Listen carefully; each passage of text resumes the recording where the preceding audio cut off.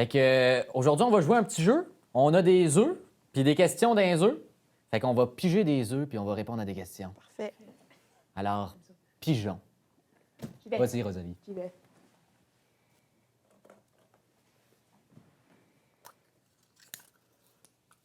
Liam, Oui.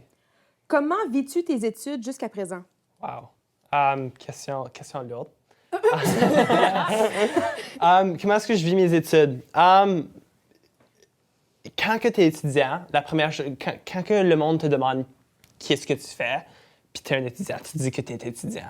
Je trouve que c'est tellement différent de quand tu es dans le domaine professionnel où est-ce que le monde te demande qu'est-ce que tu es en train de faire avec ta vie, puis tu vas dire je travaille à cette place-ci, je travaille à cette place-là. Quand tu es aux études, tu dis que tu es étudiant. Mais je trouve pas que c'est nécessairement la seule chose qui devrait te définir. Je pense qu'il y a plus de chacun d'entre nous qu'être étudiant. Puis je pense que vivre en tant qu'étudiant, puis ces moments que tu vas te souvenir en tant qu'étudiant, c'est toutes les affaires qui complémentent les études.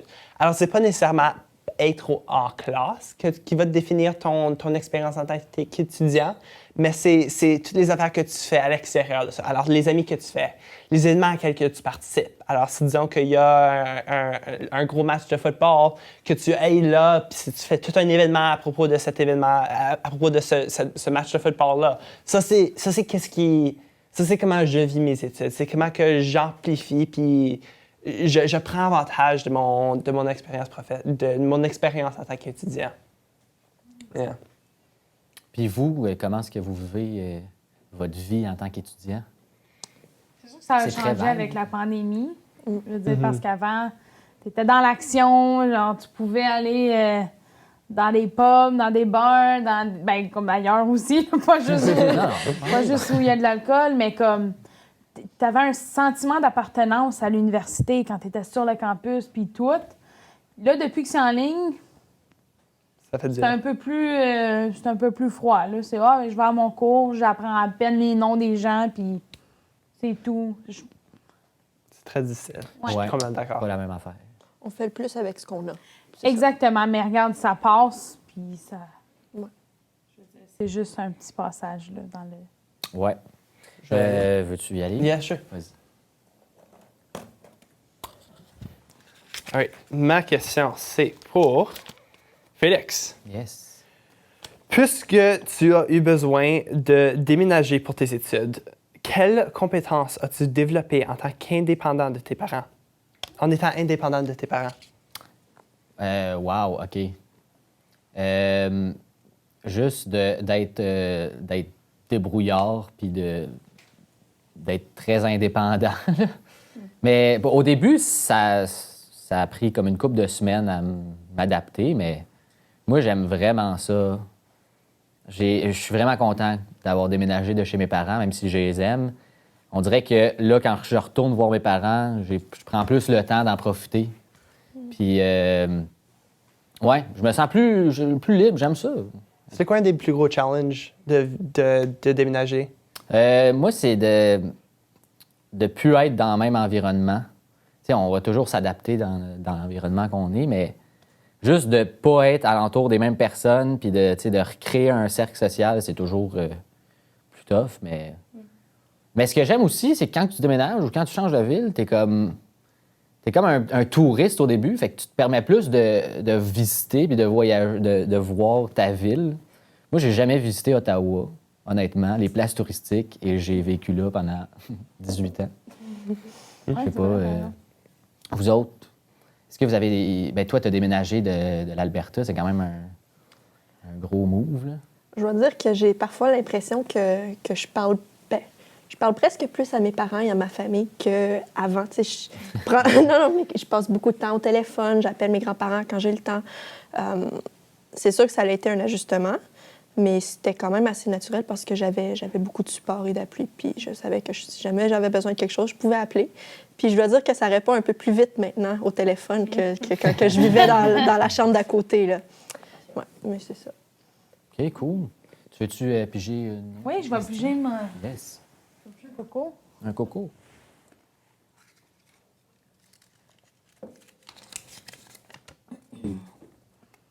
Pour Liam, as-tu pu avoir le support d'un proche qui a connu un cheminement semblable à tes études?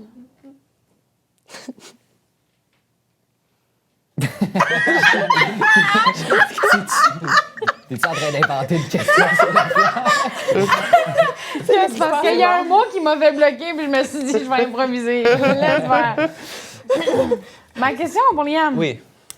As-tu pu avoir le support d'un proche qui a connu un cheminement semblable lors de tes études? Je trouve que je suis le plus vieux dans ma famille et je me sens comme si je flippe la question vers mon petit frère et ma petite sœur, définitivement, que je peux leur donner des insider tips puis des tips and tricks sur comment de survivre l'expérience étudiante, puis comment de s'ouvrir le plus de portes que possible. En tant que moi, personnellement, je pense pas. Je pense que je peux tirer certains trucs de certains aspects de mon post-secondaire, de différentes personnes, mais je pense pas qu'il y a une personne en tant que telle que j'ai pu complètement répliquer puis apprendre de leur parcours. Ça fait du sens. Oui. Yeah. Chacun a son propre Oui. parcours. Chacun a son propre parcours, mais est-ce que vous aviez, vous autres, mettons, comme une personne que vous vous disiez, ben au moins, il y a cette personne-là qui me comprend, ou... Ben, moi, non, pas vraiment.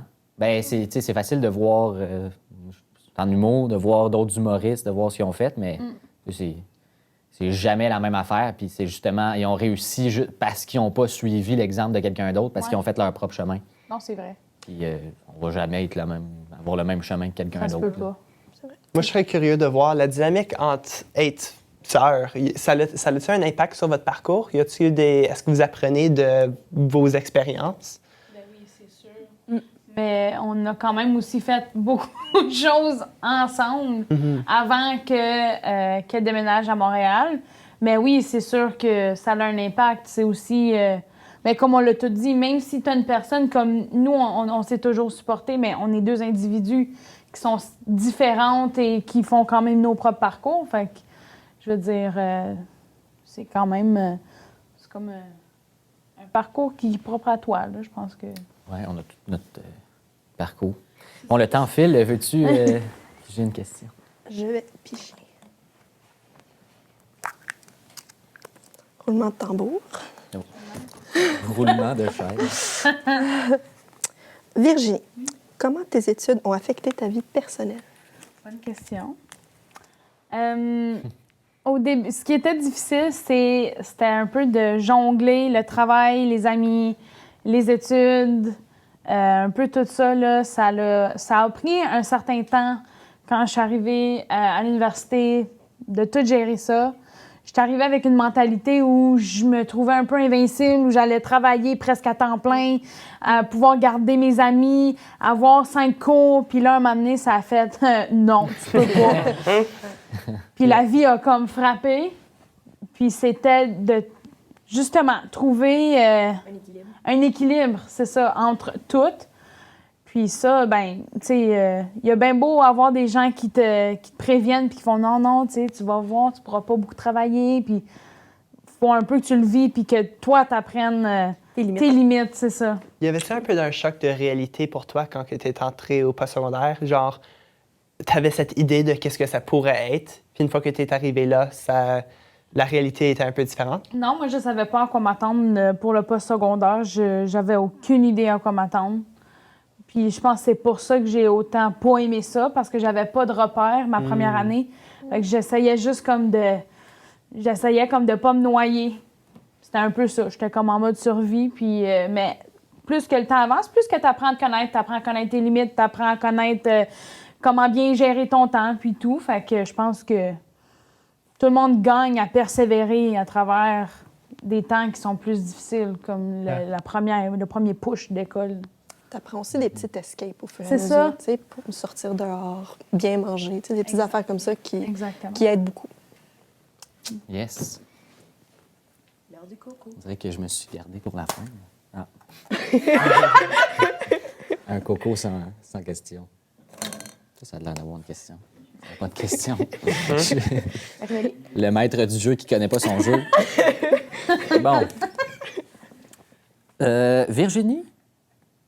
Oui. Rosalie? Oui. Ça finit en I. Arrives-tu à concilier tes études à ta vie personnelle? Ça dépend. Ça dépend des temps. Il y a des périodes d'études qui sont plus intenses que d'autres. Dans ces temps-là, non, zéro. Il faut vraiment que j'y aille vraiment plus avec. Mais aussi, en ce moment à l'école, j'investis tellement, puis je suis tellement comme passionnée par ce que je fais que des fois, il faut que je prends un pas de recul, faudrait que j'aille voir mes amis. T'sais, c'est bizarre à dire, mais il faudrait que je sorte de cette réalité-là puis que j'aille faire autre chose, me décrocher de ça un petit peu. Parce que c'est des gens que ça fait du bien de voir, que ça t'amène une autre réalité, que c'est vraiment bon d'avoir un équilibre par rapport à ça, mais je pense que c'est un travail qui varie. Là. Puis si je peux ajouter super rapidement, je suis tellement d'accord avec ça. Puis présentement, en ma dernière année d'études, je commence à réaliser le stress de, une fois que je finis le postsecondaire, comment est-ce que je vais me faire des amis? Comme quand tu es à l'université, quand tu es à des différents programmes, tu as tellement de monde qui sont là, qui sont prêts à devenir amis avec toi. Puis une fois que tu entres dans le marché du travail, tu n'as pas cette opportunité de trouver du monde qui pense puis qui sont de la même manière que toi. Puis je pense que c'est vraiment quelque chose que l'université t'apporte, que le postsecondaire t'offre, qu'il faut que tu prennes avantage. Je suis complètement d'accord. Puis de continuer aussi de les entretenir, ces relations-là, ces amitiés-là. Fait que c'est ça. Ben, ouais, si je peux bouncer là-dessus, parce que en humour, c'est vraiment. Souvent, tes amis, c'est des gens qui te font de l'humour parce que quand tu vas faire des choses, tu chill. On peut dire ça. Tu chill avec des humoristes, tu passes ton temps à écrire, puis quand tu es temps libre, tu vas voir d'autres humoristes. Fait que tu es tout le temps là-dedans, puis moi, ça m'a pris Ben, je ne l'ai pas atteint encore, mais au début, quand j'ai commencé l'année passée à l'école de l'humour, j'étais tout le temps dans un joke. Même quand je voyais des amis de l'extérieur du milieu de l'humour, je pensais tout le temps, ça pourrait faire une bonne joke. Mais ouais, il faut trouver des façons de décrocher. Ouais.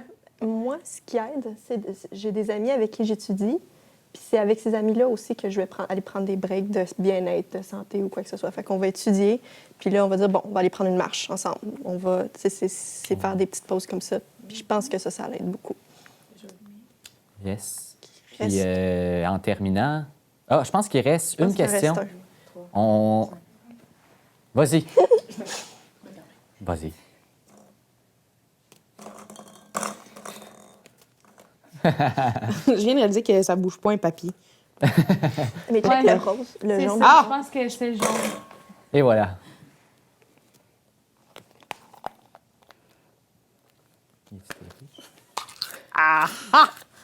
Femme et les prix. Bon. Lorissa, de quelle façon ton milieu scolaire ou communautaire a pu t'aider dans ta vie d'étudiante? Je pense que mon milieu communautaire en général m'a aidé un peu en étant une échappe de l'étude. C'est facile quand on est à l'étude en tant que telle, de juste penser que c'est ça le plus important, mais il y a tellement de choses à l'extérieur qui sont importantes aussi. Puis moi, j'ai utilisé mon milieu communautaire comme emploi, comme manière d'avoir plus de compétences au niveau de mon domaine futur. Alors, je dirais que ça a été un peu plus une source de, pas du stress, mais juste du bien-être, de sortir des études, de fermer l'écran pendant un petit peu. Ouais. Avant de terminer, est-ce que vous avez un conseil à donner aux jeunes qui nous écoutent, que vous auriez aimé entendre en sortant du secondaire pour vous aider? On peut commencer. Je vais y aller. Vas-y. Ben moi, un de mes conseils que j'aime le plus, on dirait, c'est la règle de 2 de 3. Genre. Fait que t'as l'argent, les amis, puis l'expérience que ça t'apporte aussi, ça te fait arriver un avancement professionnel, ou ça te fait avancer professionnellement. Puis il faut tout le temps t'en être 2 de ces 3-là pour que ça soit une opportunité qui va être bon pour toi. Fait que si ça paye bien, puis tu es entouré de ta famille, tes amis, ben c'est correct si tu n'avances pas. Ou si c'est pas quelque chose de super, super professionnel. Mais il faut qu'au moins en avoir deux. Si tu ne vas pas à la fin de ça, t'être donné puis sentir que c'était pour rien ou que tu n'as pas une satisfaction. Ouais. Yes. Fait que, ouais, ça, c'est un des conseils que j'aime. Très d'accord. Yann? Moi, je dirais que ce serait de ne pas te limiter dans tes engagements par ton domaine d'études. Moi, j'étudie en génie, mais je suis tellement impliqué dans des diverses affaires qui n'ont aucun lien avec la génie, avec la